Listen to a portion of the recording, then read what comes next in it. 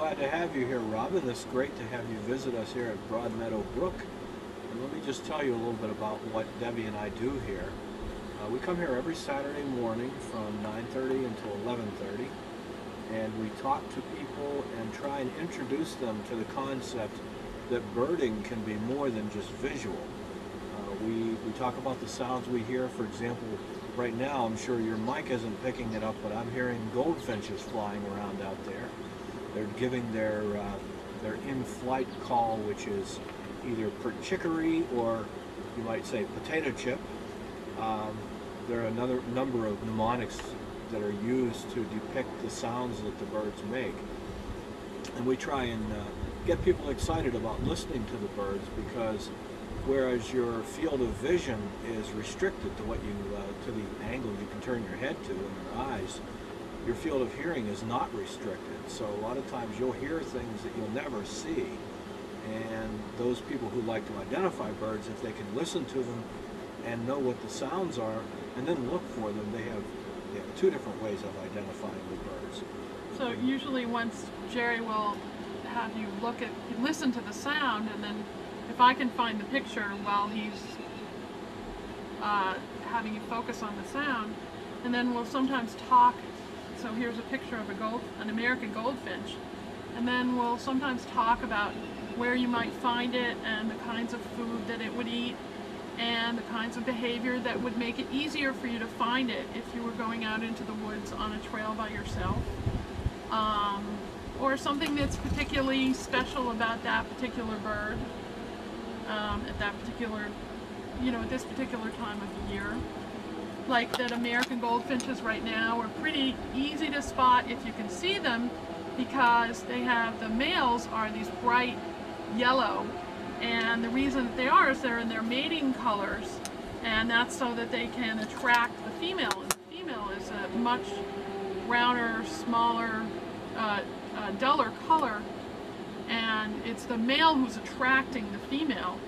And so unlike in humans, where it's the females who get all dressed up, it's in birds, it's much more likely to be the male that gets dressed up in colors to attract the females. And then once they are, then they sometimes lose colors or not. And in goldfinch, they kind of get a little less bright. But right now, they're pretty bright, and they're out there saying, hey, here I am, I want you, will you come and be my mate? And then they scare away all the other males.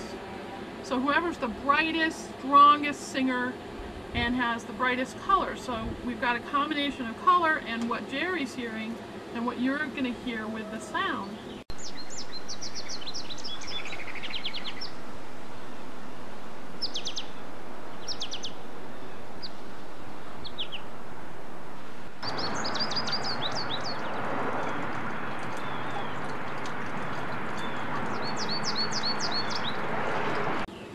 Let me just tell you what birds I've heard here this morning so far. There's quite a variety, although you certainly don't hear the variety on the deck here that you would hear if you walked out on one of the trails.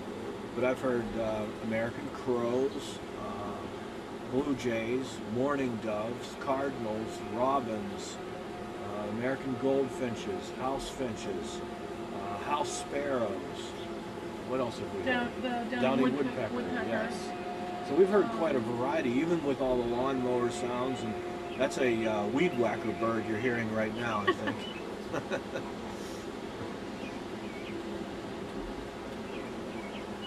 So there's a robin I can hear right now with its cheer up, cheerio, cheerio.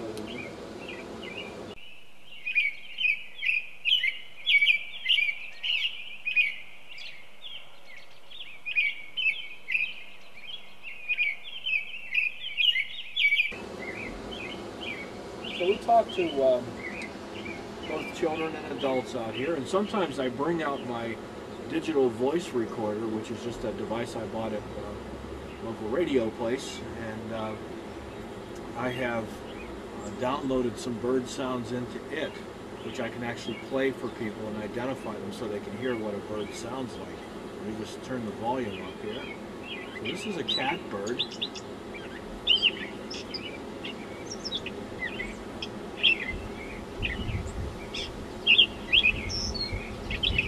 It's a great catbird, and one of the things that the catbird does in the midst of all of its other mimicry, which it does plenty of, every so often you'll hear a little meow sound that almost sounds like a cat.